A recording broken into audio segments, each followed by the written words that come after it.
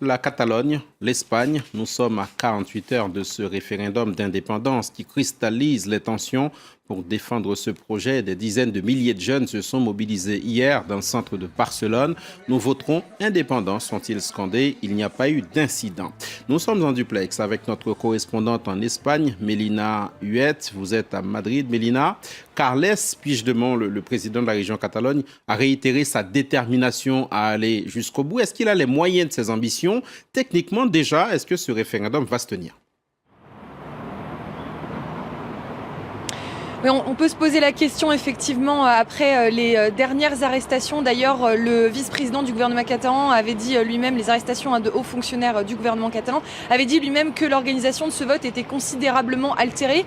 On peut reprendre à zéro. Il y a tout d'abord eu ces perquisitions et puis ces saisies par la Guardia Civile de convocation des assesseurs. Plus de 80% de convocation des assesseurs à Unipost, qui est donc un service de courrier de la Poste, un service de courrier privé de la Poste, où ils ont saisi plus de 80% de ces convocations. Donc déjà, il y aura quasiment plus d'assesseurs dans les bureaux de vote. Les bureaux de vote, d'ailleurs, il n'y en aura que 50%, puisque seulement 700 maires se sont engagés à tenir le référendum malgré son illégalité. Or, 700 maires, ça représente un peu moins de 50% de la population catalane. Et puis, il y a eu effectivement la mise sous tutelle des finances publiques catalanes. Donc, plus un euro public ne pourra servir à l'organisation de ce vote.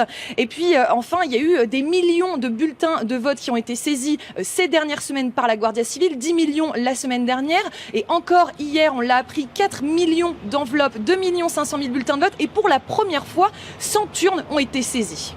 Mélina, on voit bien que le gouvernement espagnol a quasiment tout fait pour empêcher la tenue de ce référendum. Est-ce qu'on peut imaginer que Madrid aille beaucoup plus loin dans cette volonté d'empêcher ce vote? On l'a dit, il y a eu déjà beaucoup de mesures. C'est assez difficile d'imaginer d'aller plus loin. Pourtant, il y a eu encore de nombreuses directives émanant ou de Madrid ou de la justice. Tout d'abord, 10 000 policiers et agents de la Guardia Civile ont été emmenés, apportés en renfort pour bloquer l'accès à ces bureaux de vote. La justice a d'ailleurs ordonné aux Mossos d'Esquadra, qui sont la police catalane, de mettre sous scellé tout ce qui pourrait ressembler de près ou de loin à un potentiel bureau de vote, c'est-à-dire donc bien sûr les mairies, mais aussi les universités, les écoles, etc. Et puis depuis quelques jours, le procureur général de l'État a suggéré que l'arrestation du président du gouvernement catalan lui-même, Carles Puigdemont, pouvait être envisagée. Il a souligné que légalement les conditions pouvaient être réunies. Et pour rappel, le parquet a requis des poursuites contre la totalité de son gouvernement pour des faits de désobéissance, pour prévarication et puis pour financement, pour malversation de deniers publics. Merci Mélina Huet à Madrid.